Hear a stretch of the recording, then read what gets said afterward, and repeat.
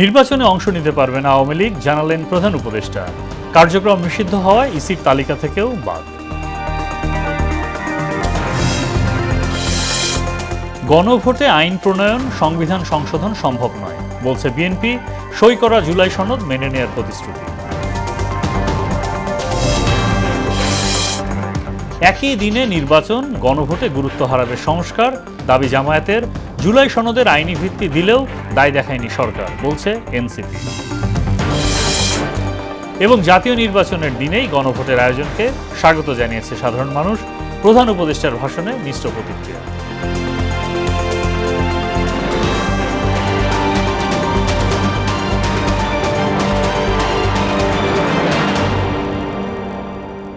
আসসালামু আলাইকুম, সবাইকে মোহনা সংবাদে স্বাগত। শুনছিলেন শিরোনাম, পুরো সংবাদের সঙ্গে আছি মোহাম্মদ সাইফুল ইসলাম খান। কার্যক্রম নিষিদ্ধ থাকায় আওয়ামী লীগ নির্বাচনে অংশ নিতে পারবে না বলে জানিয়েছেন অন্তর্বর্তী সরকারের প্রধান উপদেষ্টা অধ্যাপক ডক্টর মোহাম্মদ ইউনূস।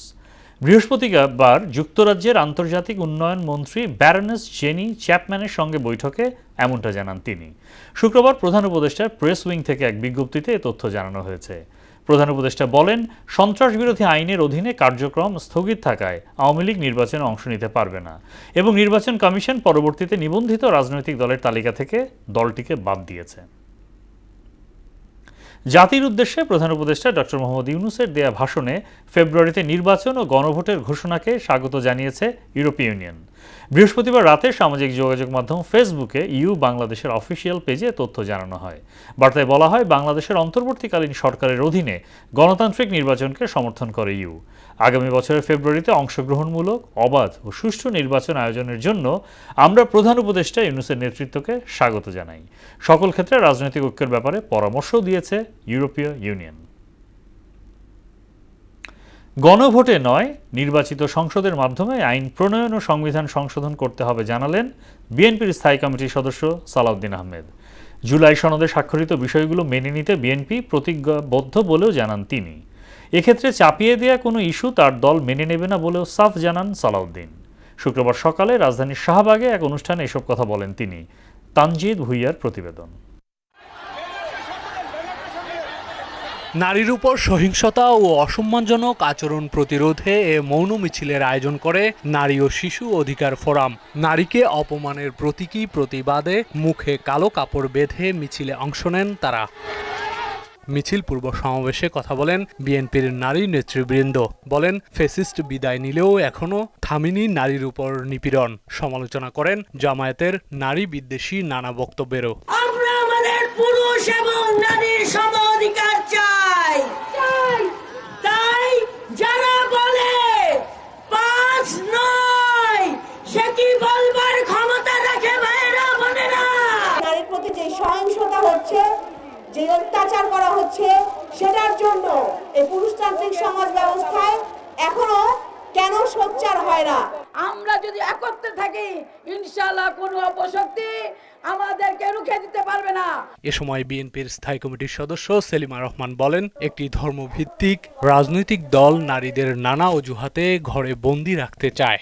নারীরা যখন আজকে অগ্রযাত্রা এগিয়ে যাচ্ছে, সেই সময় আমাদের এই প্রতিবন্ধকতা এবং উন্নয়নের কথা বলে এবং গ্রামীণ মহিলাদেরকে বিভ্রান্ত করার জন্য আজকে ধর্মকে নিয়ে ছিনিমিনি খেলা হচ্ছে। দলের স্থায়ী কমিটির আরেক সদস্য সালাউদ্দিন আহমদ এ সময় বলেন, গণভোটে নয়, নির্বাচিত সংসদেই সংবিধান সংশোধন ও আইন প্রণয়ন করতে হবে। গণভোটের মধ্য দিয়ে সংবিধান সংশোধন হয়ে যাবে না, তার জন্য যে অবশ্যই জাতীয় সংসদ গঠিত হতে হবে। জুলাই জাতীয় সনদ যেভাবে রচিত হয়েছে, প্রণীত হয়েছে, স্বাক্ষরিত হয়েছে, সেই জাতীয় সনদ আমরা অক্ষরে অক্ষরে প্রতিপালন করার জন্য অঙ্গীকারবদ্ধ। ভোটের নামে যারা ধর্ম নিয়ে ব্যবসা করছে, তারাই নানাভাবে নারী সমাজকে হেয় করছে বলেও অভিযোগ করেন তিনি। যারা ধর্মের নামে ব্যবসা করে, রাজনীতির ব্যবসা করে এবং বিভিন্ন রকমের জান্নাতের টিকিট বিক্রি করে রাজনীতি করতে চায়, ভোটের বৈতরণী পার হতে চায়, তাদের হাতে আজকে নারীরা নির্যাতিত হচ্ছে।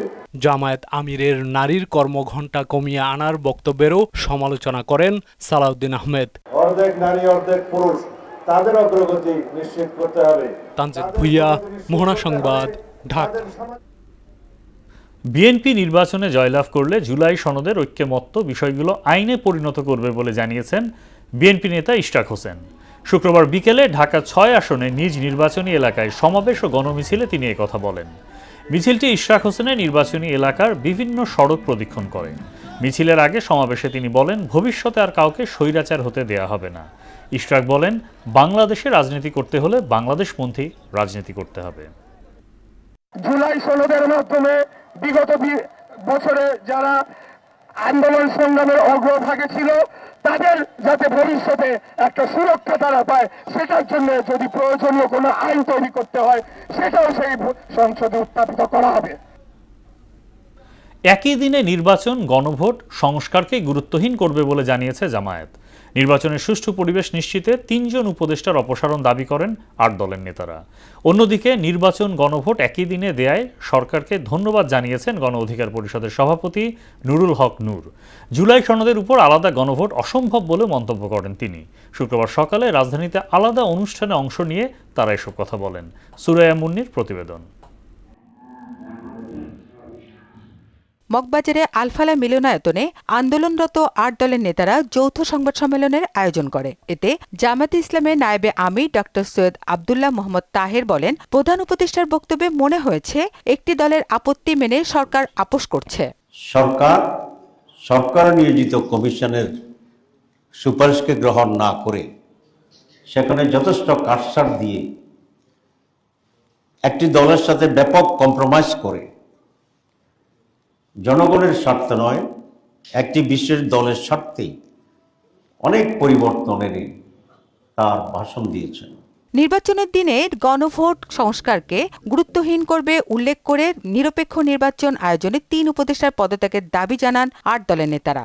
কয়েকজন উপদেষ্টার সহযোগিতায় একটি বিশেষ দলের পক্ষ থেকে প্রশাসনকে দলীয় প্রশাসনে রূপান্তর করার জন্য চেষ্টা হচ্ছে।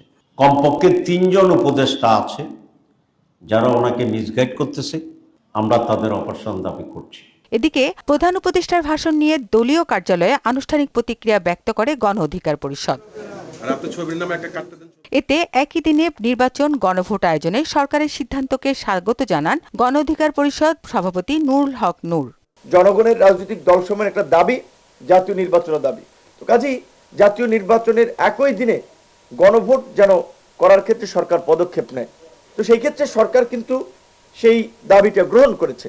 প্রধান উপদেষ্টার বক্তব্যের পর নির্বাচন নিয়ে ধোঁয়াশা কেটে গেছে বলেও মত দেন তিনি। আগামী ত্রয়োদশ সংসদ নির্বাচনকে অনিশ্চিত করে তুলেছিল প্রধান উপদেষ্টার এই ভাষণে, আমার মনে হয় সেই সংশয়টি অনেকাংশে কেটেছে। সুরাইয়া মুন্নি, মোহনা সংবাদ, ঢাকা। সরকার জুলাই জাতীয় সনদের আইনি ভিত্তি দিয়ে দরদ দেখিয়েছে, কিন্তু কোনো দায় দেখায়নি বলে মন্তব্য করেছেন জাতীয় নাগরিক পার্টির মুখ্য সমন্বয়ক নাসিরউদ্দিন পাটোয়ারি। শুক্রবার রাতে দলের অস্থায়ী কার্যালয়ে জুলাই সনদ বাস্তবায়ন আদেশের ব্যাপারে আনুষ্ঠানিক প্রতিক্রিয়া জানাতে এক সংবাদ সম্মেলনে তিনি একথা বলেন, জুলাই সনদে রাজনৈতিক দলগুলো স্বাক্ষর করেছিল। সংস্কার প্রক্রিয়াকে ভোট ব্যাংক না বাড়ানোর জন্য রাজনৈতিক দলগুলোর প্রতি আহ্বান জানান এনসিপি নেতা নাসিরউদ্দিন পাটোয়ারি।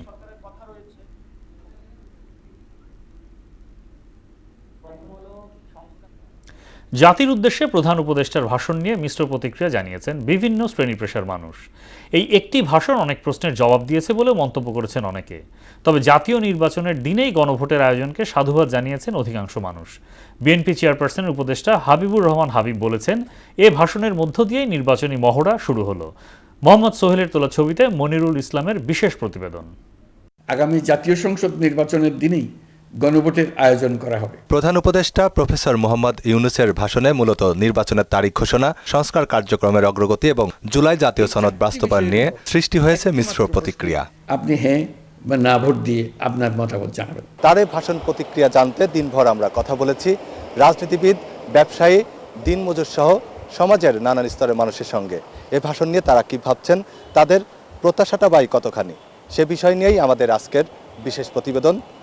চলুন এসব মানুষের মুখ থেকেই শুনে আসি তাদের মূল্যায়ন। ইনশাআল্লাহ ডক্টর ইউনূস ভালো একটা সুন্দর উপহার নির্বাচন পরিচালনা করব, আমরা এটা দেখতে চাই। ডক্টর ইউনূস যে কথা বলছেন এটা আমাদের একে নির্দিষ্ট সময়ে সুষ্ঠু নির্বাচন আয়োজনের রোডম্যাপ হিসেবে দেখছেন বিএনপি চেয়ারপারসনের উপদেষ্টা হাবিবুর রহমান হাবিব। দীর্ঘ 15 বছর 17 বছর ভোট দিতে পারেনি, তারা একটা ভোট দিবে, একটা প্রত্যাশা করছে, এত শহীদের রক্তদানের মধ্যে দিয়ে একটা ভোট হবে, নিজের ভোটটা নিজে দিবে, সেটা এখন ডক্টর ইউনূস স্যারের ভাষণের মধ্য দিয়ে সেটা পরিষ্কার হয়েছে বলে তারা খুবই আনন্দিত এবং তারা স্বপ্ন দেখছে যে আমি ভোট কেন্দ্রে ভোটটা দেব।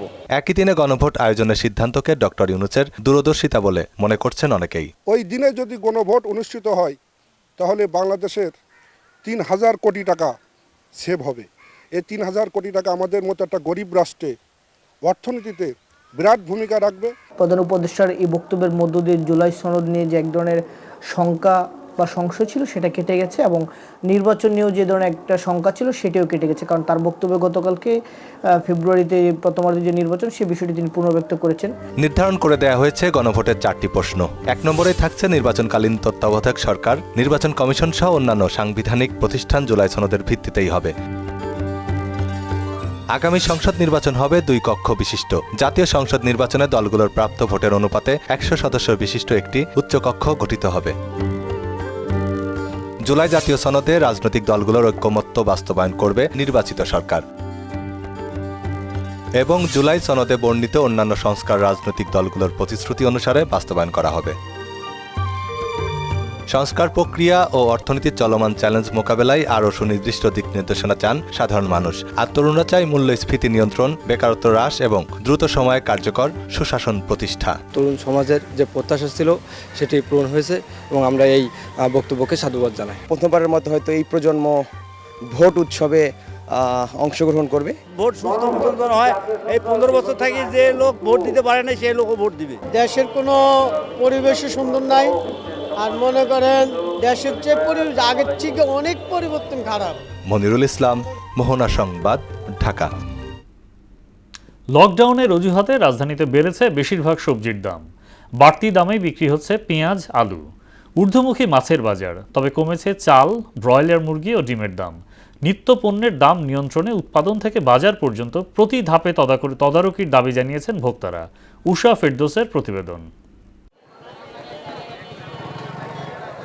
রাজধানীর বাজারে আবারও বেড়েছে বেশিরভাগ সবজির দাম। কাঁচামরিচ 160 থেকে 200, সিম 120, ফুলকপি বাঁধাকপি প্রতিটি 60 টাকা, বেগুন 100 থেকে 120, করলা বরবটি 100, টমেটো 140 টাকায় বিক্রি হচ্ছে।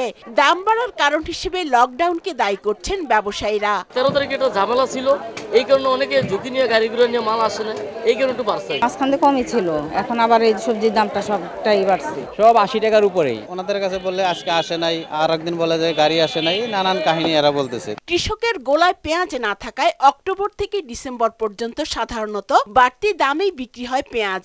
বর্তমানে কেজি প্রতি বিক্রি হচ্ছে 120 থেকে 130 টাকায়। নতুন মুড়ি কাটা পেঁয়াজ না আসা পর্যন্ত দাম কমবে না বলে জানান ব্যবসায়ীরা।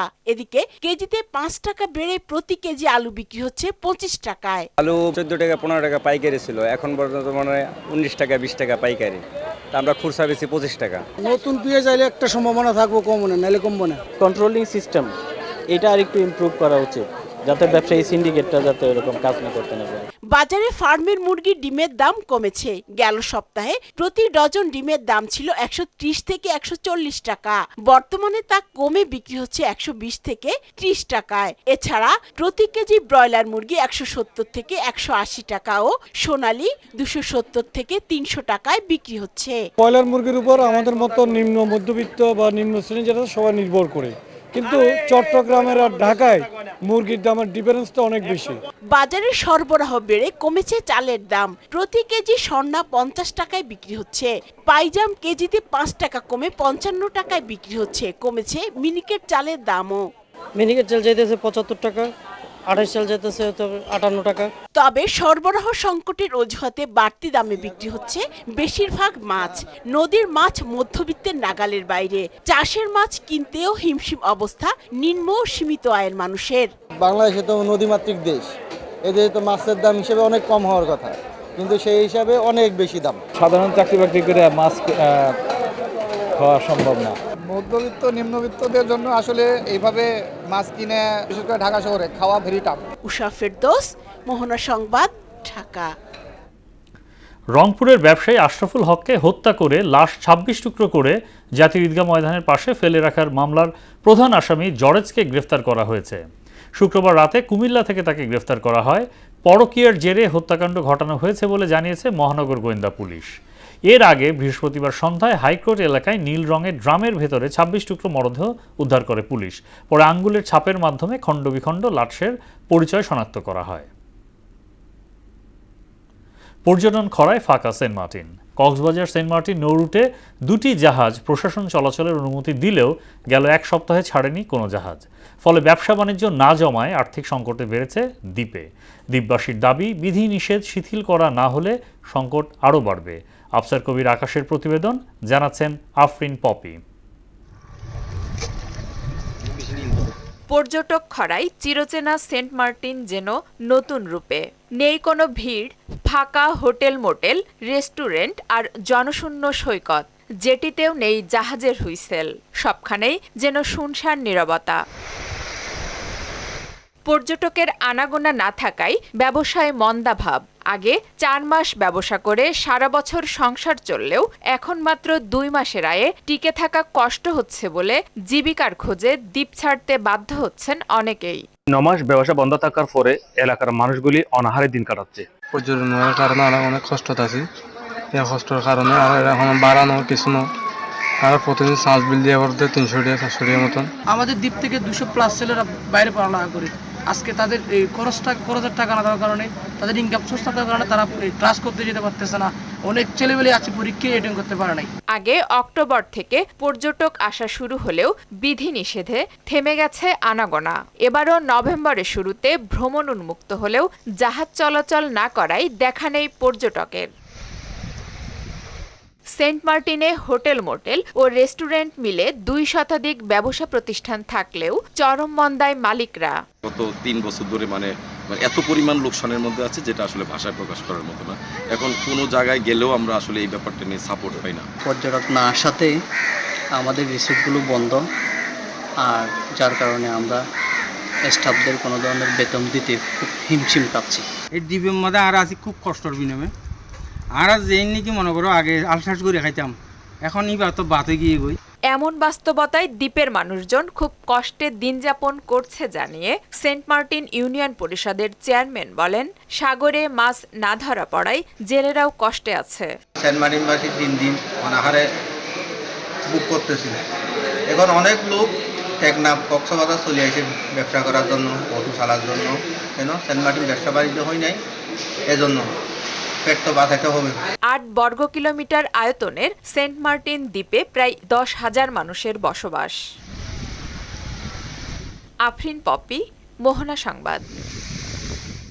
চাঁদপুর ও লক্ষ্মীপুর জেলার 6 উপজেলায় 32,000 হেক্টর জমির সেচ প্রকল্পের পাম্প বিকল থাকায় দুশ্চিন্তায় কৃষক। চলতি ইডি বোরো মৌসুমে সেচের পানি না পেলে ক্ষতির মুখে পড়বেন তারা। পাম্প পুনঃস্থাপন সহ সংস্কার প্রকল্প অনুমোদন পেলে সমস্যা সমাধানের কথা জানায় পানি উন্নয়ন বোর্ড। রফিকুল ইসলামের প্রতিবেদন, জানাচ্ছেন তাহসিন তারিন। 1978 সালে শুরু হয় চাঁদপুর সেচ প্রকল্পের কার্যক্রম। চাঁদপুর ও লক্ষ্মীপুর জেলার 6টি উপজেলায় আবাদযোগ্য জমিতে সেচ, বন্যা নিয়ন্ত্রণ ও নিষ্কাশনের মাধ্যমে আধুনিক পদ্ধতিতে উৎপাদন বাড়ানোই ছিল প্রকল্পের মূল লক্ষ্য। চাঁদপুরের সেচ প্রকল্পের অভ্যন্তরে 32,000 হেক্টর জমিতে বোরো ও আমন ধান চাষ হয়। 46 বছরের পুরাতন হওয়ায় পাম্পগুলো কার্যকারিতা ও কর্মদক্ষতা উভয় কমে গেছে। বর্তমানে 6টি পাম্পের মধ্যে সচল রয়েছে 3টি। ফলে কয়েক হাজার হেক্টর জমির চাষাবাদ নিয়ে দেখা দিয়েছে সংখ্যা। ক্ষেত গৃহস্থী করতে পারি না, আবার হুদিন সিজনে পানি নিলে ক্ষেত গৃহস্থী করতে পারি না। এই কারণে আমরা ফসল মার যায়, বছর বছর আমরা মার খাই। ঠিক মতন যদি পানি না হয় তাহলে আমরা মনে করি না এই ধান ফসল হয় না, আর পানি যদি ঠিক মতন হয় তবে বাম্পার ফসল। ধানের যদি আপনারা পানি না দেয় তো গত বছর একবার মার খাইছি, এইবারও যদি আমরা কিস্তি মিস্তি লইয়া এটিয়া হইসা যদি আবার এইবারও মার খাই তাহলে আমরা যাবো কই। এমন পরিস্থিতিতে সেচ কাজের পাম্পগুলো পরিবর্তন করা জরুরি হয়ে পড়েছে বলে মনে করছেন কর্মরত পাম্প অপারেটররা। বর্তমানে পাম্পগুলোর যে অবস্থা, সেচ কাজের ভীষণ অসুবিধা। একটা পেয়ারিং গেলে মনে করেন সবগুলি বেরিয়ে চলে যায়। সরকারের কাছে আবেদন করতেছি, আমাদের এই প্রজেক্ট চলতে হইলে, কৃষক বাঁচাইতে হইলে আমাদের নতুন পাম্পের দরকার। পানি উন্নয়ন বোর্ড বলছে পাম্পগুলো সংস্কারের জন্য 236 কোটি টাকার একটি প্রকল্প পরিকল্পনা কমিশনে দেয়া হয়েছে। প্রকল্পটি অনুমোদন হলে পাম্প ও অন্যান্য যান্ত্রিক বৈদ্যুতিক স্থাপনাগুলো পরিবর্তন করা হবে। এগুলো পরিবর্তন করার জন্য 236 কোটি টাকার একটা প্রকল্প পরিকল্পনা কমিশনে প্রেরণ করেছি। প্রকল্পটি অনুমোদন হলে আমরা এই পাম্প ও অন্যান্য যান্ত্রিক ও বৈদ্যুতিক স্থাপনা পরিবর্তন করতে পারবো। আর এগুলো পরিবর্তন করা হলে সিএসও নিষ্কাশন কাজ নিরবিচ্ছিন্নভাবে পরিচালনা করা সম্ভব হবে। দ্রুত নতুন পাম্প স্থাপনের মাধ্যমে সমস্যার সমাধান হবে বলে দাবি কৃষকদের। তাহসিন তারিন, মোহনা সংবাদ। 3 ম্যাচের প্লে অফ সিরিজের দ্বিতীয় ম্যাচে স্বাগতিক বাংলাদেশকে 8-0 গোলে হারিয়েছে পাকিস্তান। এর আগে প্রথম ম্যাচে 8-2 গোলে হারে লাল সবুজের প্রতিনিধিরা। টানা 2 ম্যাচ হেরে আগামী বছর অনুষ্ঠেয় বিশ্বকাপ হকি বাছাই পর্ব থেকে বিদায় নিয়েছে স্বাগতিকরা। অন্যদিকে টানা 2 জয় বাছাই পর্বে জায়গা করে নিয়েছে পাকিস্তান। রাজধানীর মৌলানা ভাসানী স্টেডিয়ামে পাকিস্তানের ওয়াহিদ আশরাফ 2টি, সুফিয়ান খান, আফরাজ, শহীদ হান্নান ও আহমদ ওয়াট 1টি করে গোল করেন। সিরিজের তৃতীয় ও শেষ ম্যাচ হবে 15 নভেম্বর। শেষ করব মোহনা সংবাদ, যাবার আগে শিরোনামগুলো আরও একবার।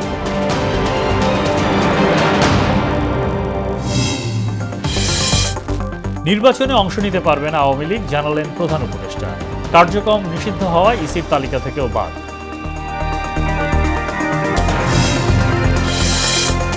গণভোটে আইন প্রণয়ন, সংবিধান সংশোধন সম্ভব নয় বলছে বিএনপি। সই করা জুলাই সনদ মেনে নেওয়ার প্রতিশ্রুতি। একই দিনে নির্বাচন, গণভোটে গুরুত্ব হারাবে সংস্কার, দাবি জামায়াতের। জুলাই সনদের আইনি ভিত্তি দিলেও দায় দেখায়নি সরকার, বলছে এনসিপি। এবং জাতীয় নির্বাচনের দিনেই গণভোটের আয়োজনকে স্বাগত জানিয়েছে সাধারণ মানুষ। প্রধান উপদেষ্টার ভাষণে মিশ্র প্রতিক্রিয়া।